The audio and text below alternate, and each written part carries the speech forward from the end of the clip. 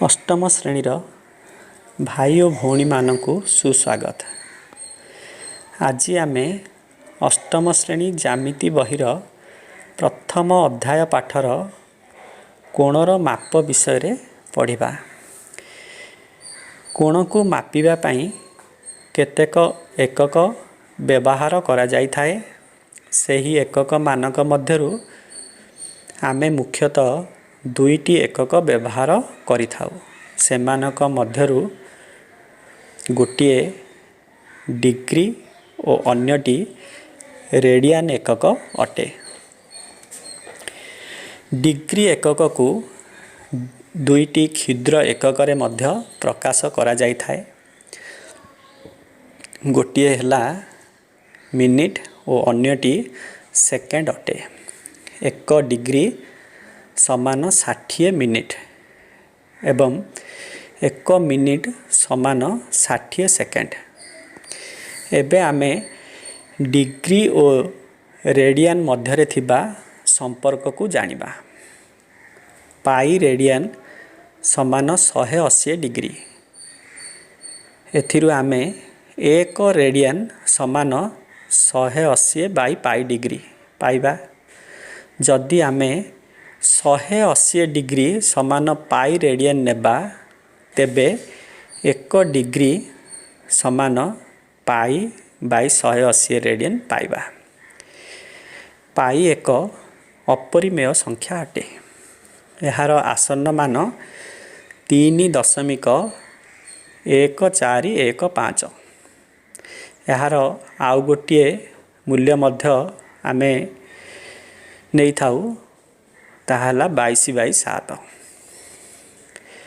एबे आमे गोटिए कोण एंगल ABC को लक्ष्य करिबा।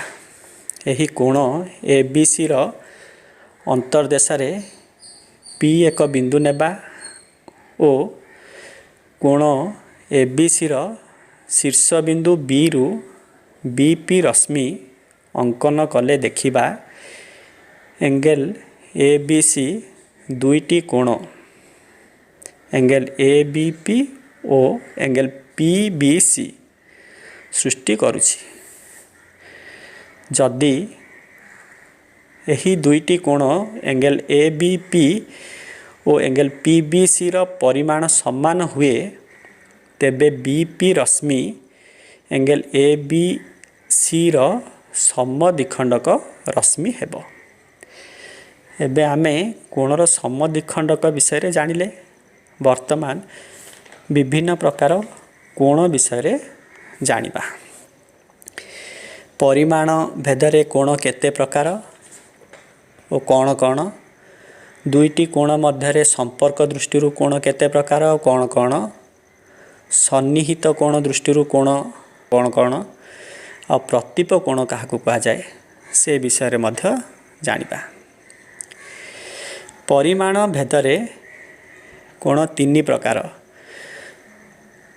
प्रथमटी है सूक्ष्म कोण, द्वितीयटी समकोण, तृतीयटी स्थूल कोण। सेमानकर संज्ञा मध्य जानि नेबा। सूक्ष्म कोण रो संज्ञाटी है जदि गोटिए कोणर परिमाण 0 डिग्री ठारू बेसी और 90 डिग्री ठारू कम हुए ताहाकु सूक्ष्म कोण कहा जाए। समकोणर संज्ञाटी को मन रखिबा। जदि गोटिए कोणर परिमाण 90 डिग्री सह समान हुए ताहाकु समकोण कहा जाए। सेहीपरि स्थूल कोणर संज्ञाटी को मन रखिबा। गोटिए कोणर परिमाण 90 डिग्री रु अधिक किंतु 180 डिग्री रु कम हेले ताहाकु स्थूल कोण कहा जाए। दुईटी कोणर संपर्क दृष्टि कोण को मध्य दुई भाग रे विभक्त करा जायछि। गोटी हला अनुपूरक कोण, अन्यटी हला परिपूरक कोण। एमानकर मध्य संज्ञा मन रखिबा। दुईटी कोणर परिमाणर समष्टि 90 डिग्री हेले सेही कोण दुईटी को परस्पर अनुपूरक कोण कहा जाए। मनेकर गोटिए कोणर परिमाण 30 डिग्री तेबे एहार अनुपूरक कोणर परिमाण 90 डिग्री फेडाण 30 डिग्री समान 60 डिग्री। अर्थात 30 डिग्री अनुपूरक कोण 60 डिग्री और 60 डिग्री अनुपूरक कोण 30 डिग्री हेब। सेहीपरि परिपूरक कोणर संज्ञाटी को मन रखिबा। दुईटी कोणर परिमाणर समष्टि 180 डिग्री हेले सेही कोण दुईटी को परस्पर परिपूरक कोण कहा जाए। मनेकर गोटे कोणर परिमाण 45 डिग्री, तेबे यार परिपूरक कोणर परिमाण 180 डिग्री फेड़ाण 45 डिग्री समान 135 डिग्री, अर्थात 45 डिग्री परिपूरक कोणर परिमाण 135 डिग्री और 135 डिग्री परिपूरक कोणर परिमाण 45 डिग्री अटे।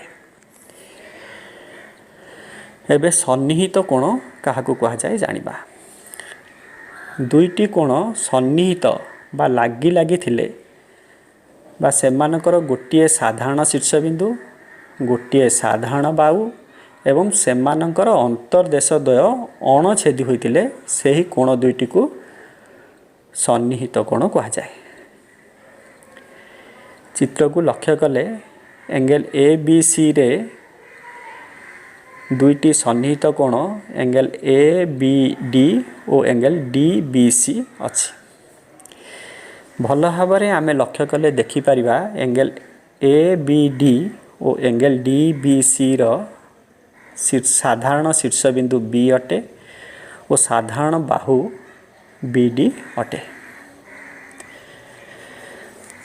एबे आमे सन्निहित परिपूरक कोण काहाकू कहा जाए जानिबा। जदि दुईटी सन्निहित कोणर परिमाणर समष्टि 180 डिग्री हुए तेबे सेमानकु सन्निहित परिपूरक कोण कहा जाए।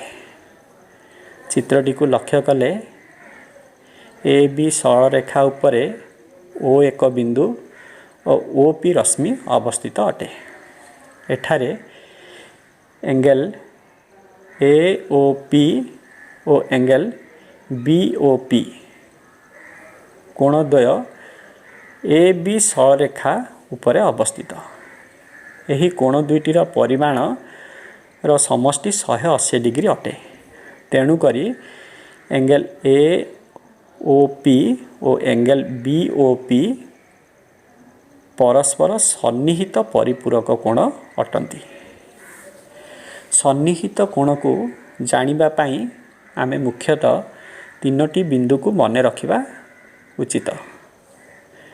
प्रथमटी हैला सेमानंकर गोटे साधारण शीर्षबिंदु थाए, द्वितीयटी सेमानंकर गोटे साधारण बाहु थाए और तृतीयटी हैला सेमानंकर अंतर्देशद्वय अणछेदी अटंती, अर्थात अंतर्देशद्वय मध्यरे कौनसी साधारण बिंदु न थाए।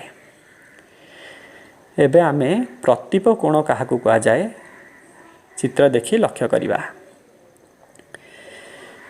ए बी सरल रेखा और सी डी सरल रेखा परस्पर को ओ बिंदु रे छेद कले चारोटी कोण उत्पन्न हुए। से चारोटी कोण हैला angle A O C, angle B O C, angle B O D और एंगल ए ओ डी। यही चारोटी कोण मानक मध्य थिबा संपर्क को लक्ष्य करी आमे प्रतीप कोण काहाकू कहा जाए जानी परिबा। एंगल ए ओ सी रो प्रतीप कोण एंगल बी ओ डी अटे।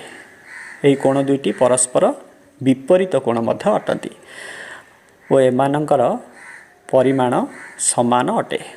सेहीपरि एंगल बी ओ सी कोणर प्रतीप कोण बा विपरीत कोण एंगल ए ओ डी अटे। यही कोण दुईटीर परिमाण मध्य समान। एबे आमे कोण और कोणर माप विषय रे भिडियोटी को देखिले याकू भल भाव में लक्ष्य करिबा और आमर पाठ्यपुस्तकर अनुशीलनी 1 बी को करिबा। धन्यवाद।